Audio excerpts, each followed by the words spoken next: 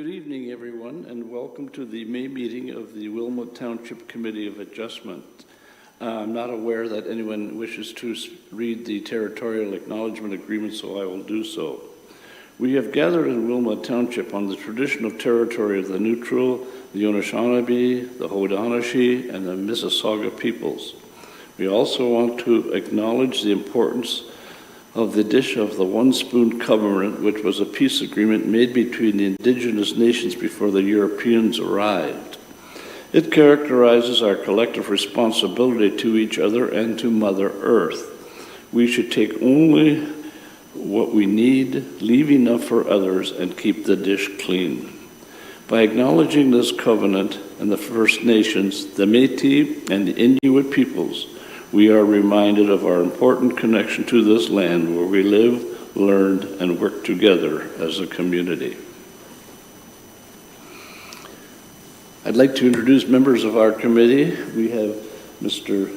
Miller and Mr. Rowe, and my name is Wayne Roth. Also with us this evening, we have Mr. Andrew Martin, who is the Manager of Planning for the Township of Wilmot, as well as the Economic Development Officer, and is the Secretary-Treasurer of this committee, along with the Township Planner, Mr. Cameron Miller, and Mr. Miller will be introducing each of the applications this evening.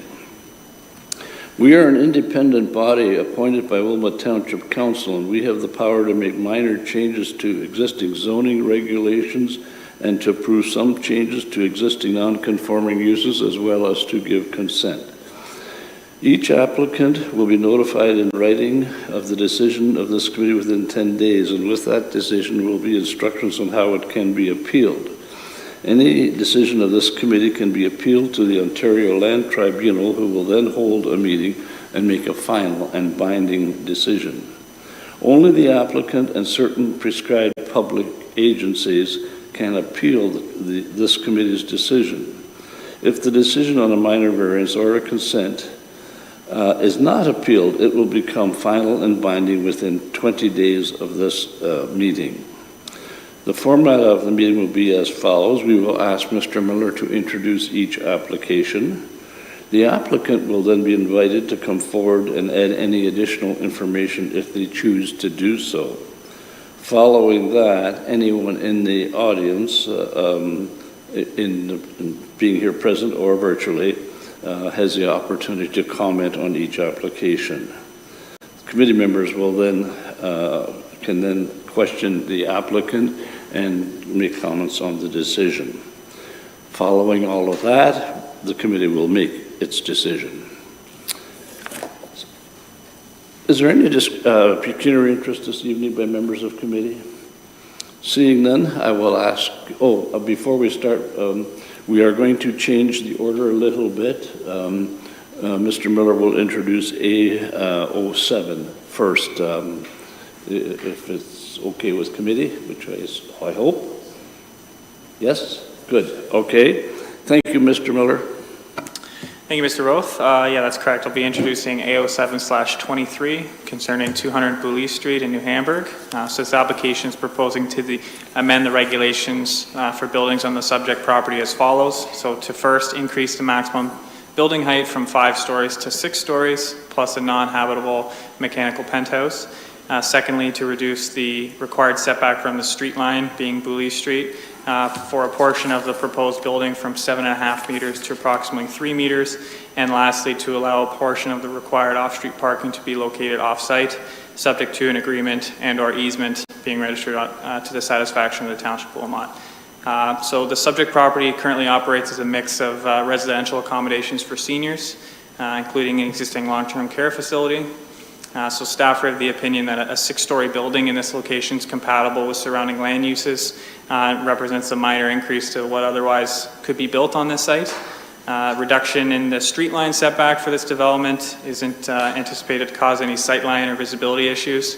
And the lands on which parking would be secured are also owned by the applicant, but are going to be permanently secured through an agreement. In circulating the application, staff did receive a concern from one business owner on Booley Street relating to the existing on-street parking situation So this section of Booley Street is planned for reconstruction in 2024.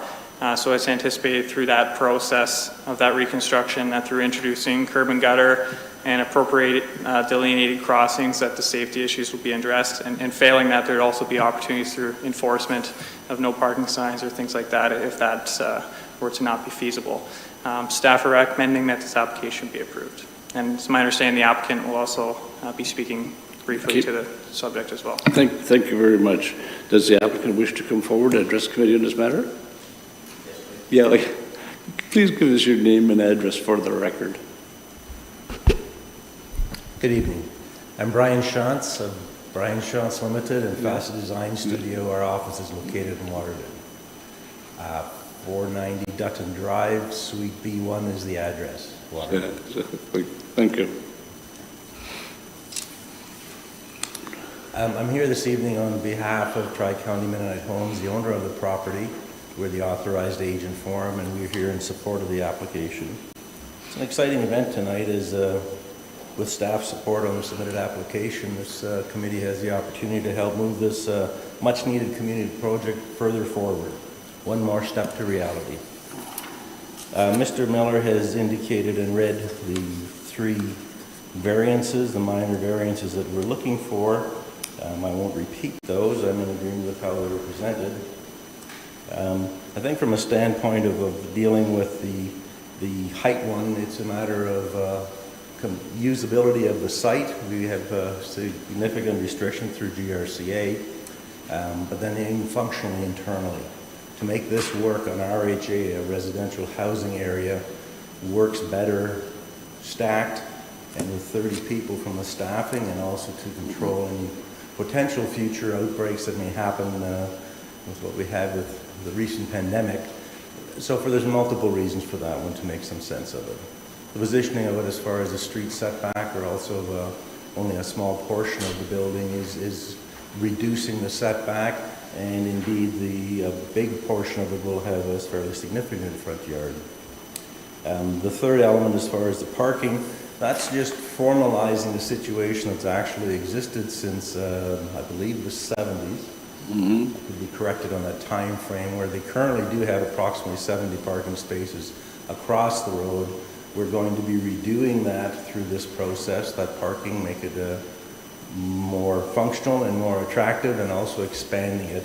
And then this is the process that will get us within compliance with where we need to be today from a zoning bylaw standpoint. Mr. Miller did speak to the one property owner who had raised concerns about the way the road is in parking currently. We understand that, and I think that Mr. Miller also gave you the answer to that, is that through the reconstruction, at whatever point that does happen, potentially next year, that will make that current situation resolve itself, and the township has the ability to enforce that. So the main thing I'm looking at, this application, all three of them, in my opinion, is minor in nature. We feel it's desirable and also needed in order to make this project move ahead. We've worked quite some time with trying to do 2 RHAs on one level, and it just simply does not work on the site. It's also keeping in with the general requirements of the zoning bylaw and the official plan. Thank you. Good. Thank you very much. There's no one virtually wants to address the committee. Thank you very much. Are there any questions of members of committee? I have one just of interest. I don't know, Mr. Shantz, if you can answer it, or staff. Where approximately is the flood line in relationship to the building? I didn't have time to go to the Grand River site. I can speak to that. Okay. The regulatory flood line, which is at the base of the slope, you're familiar with that property, mm-hmm. the northwest corner of this addition is coming reasonably close to that. But we have regulatory setbacks as far as a development setback and slope stability issues we're dealing with as well. So we're not going into the floodplain. We can't. And also, I think, as I can recall, having lived in New Hamburg and dealt with floods for I don't know how long, in that particular area, it doesn't come up that high anyway, just the way the topography of the river is my recollection. Am I correct in that? In the area where we're building, you're correct. Yeah, certainly. Okay. Thank you very much. As there are no other further questions, I would ask members of committee to bring forth a motion to approve. Moved by Mr. Rowe, seconded by Mr. Miller. Is there any discussion on the motion? All in favor? That motion is carried. Thank you very much. I should have asked the question out of pure interest. How many people will the building accommodate? The intent at this point in time that the new long-term care facility will support 150 beds. Thank you. They currently have 97 in the existing facility. So there's going to be room for me if I get old. Well, if you get older, yes. Thank you. Okay, thank you very much, Mr. Shantz. Mr. Miller, would you introduce the next application, please? Thank you, Mr. Roth. Circling back to AO3/23 concerning 1803 Herbs Road. So this application is proposing to reduce the minimum side yard setback from 2 meters to approximately 1.5 meters to allow for the construction of a sunroom. So this property is developed with a 2-story single detached dwelling and a detached garage. And again, the applicant is proposing to construct a sunroom addition onto the house. The combination of both the house and the property line both being angled, any extension built onto the house becomes gradually closer to the property line, and the applicant is therefore seeking a minor reduction in that required side yard setback from 2 meters to approximately 1.5 meters to allow for the sunroom. Staff did not receive any concerns and are recommending that it be approved. Thank you very much. And obviously, there's no one here to speak to this application, either the applicant or the public. So any comments or questions from members of committee? If not, would someone bring forth a motion to approve? Moved by Mr. Miller, seconded by Mr. Rowe. Is there any discussion on the motion? If not, all in favor? That motion is carried. Thank you. Mr. Miller, would you do the next application, please? Thank you, Mr. Roth. Moving on to application AO4/23 concerning 58 Waldow Crescent. So this application is proposing to amend the regulations for a main building as follows. So first, to increase the maximum allowable lot coverage from 25% to approximately 30%. Secondly, to reduce the front yard setback from 10 meters to approximately 7.6 meters. And lastly, to reduce the side yard setbacks from 2 meters to approximately 1.4 meters. With eaves not exceeding 0.6 meters. So this subject property is currently developed with a 1-story single detached dwelling, which is proposed to be demolished. And in its place, the applicant is proposing to construct a new single detached dwelling, but is proposing to amend some regulations to achieve their desired design. Prior to accepting an application, the applicant obtained both preliminary lock rating and drainage approval, as well as an engineered septic design, which demonstrates that the property can work from an overall site design perspective. A proposed reduction to 7.6 meters for the front yard is consistent with other residential properties in the township, and both on Waldow Crescent. Specifically on Waldow Crescent, there's front yards ranging from 5 to 10 meters. And again, the proposed reduction in the side yard is similar to not only the footprint of the previous home, but is very consistent with residential properties in the township. Staff did not receive any concerns and are recommending that it be approved. Thank you very much. And again, there is no one to address committee. Any comments or questions from members of committee? If not, would someone bring forth a motion to approve? Moved by Mr. Rose, seconded by Mr. Miller. Is there any discussion on the motion? If not, all in favor? That motion is carried. Thank you. Mr. Miller? Thank you, Mr. Roth. The next application is AO5/23, 79 Conestoga Road in New Hamburg. And so this application is proposing to reduce the side yard setback for a 1-story addition from 2 meters to approximately 0.6 meters. So this property is currently developed with a 2-story semi-detached dwelling with a carport. The applicant is proposing to remove the carport and construct a 1-story addition approximately 0.6 meters from the property line. The proposed setback is in line with several semi-detached dwellings on both Conestoga Road and on neighboring Astor Crescent. Several of which have received Committee of Adjustment approvals as early as the early 1980s to allow for very similar additions and carports. And again, in circulating for comments, staff did not receive any concerns and are recommending approval of the application. Thank you very much. Members of committee, any comments or questions? Seeing none, then I would ask someone to bring forth a motion to approve. Moved by Mr. Miller, seconded by Mr. Rowe. Any discussion on the motion? If not, all in favor? That motion is carried. Thank you. Mr. Miller?